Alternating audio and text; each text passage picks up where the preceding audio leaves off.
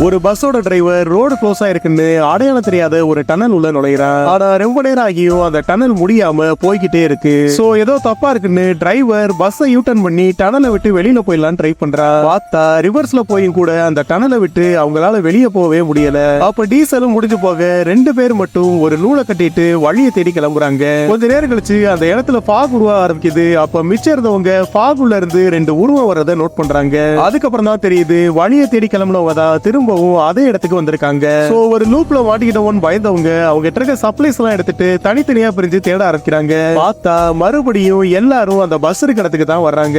ஆனா இந்த டைம் அந்த பஸ் முழுக்க தூசி படிச்சு போயிருக்கு.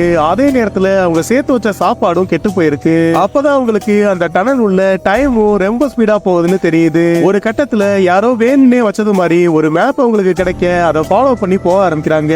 போக போக மிச்சம் இருந்த சாப்பாடுக்காக அவங்களுக்குள்ளே அடிச்சுக்கிட்டு ஒவ்வொருத்தரா சாக ஆரம்பிக்கிறாங்க. ஆனா கடைசில தான் தெரியும் இது எல்லாமே ஒரு கிரிமினலோட மைண்ட் உள்ளதான் நடந்துகிட்டு இருக்கும். அங்க இருக்க எல்லாருமே அவனுக்குள்ள இருக்க வேற வேற பர்சனாலிட்டிஸ் தான். அந்த கிரிமினல் ஒரு போலீஸ் ஆபீசரோட ஒய்ஃப ஒரு டிராப்ல அடைச்சு வச்சிருப்பான். சோ கோமாவுக்கு போன அந்த கிரிமினலோட மைண்ட் உள்ள நுழைஞ்சவரு அவனுக்குள்ள இருக்க ஒரே ஒரு குட் கேரக்டரை கண்டுபிடிச்சு அதுகிட்ட இருந்து அவர் ஒய்ஃபோட லொகேஷனை வாங்குறதுக்கு ட்ரை பண்ணிட்டு இருப்பாரு.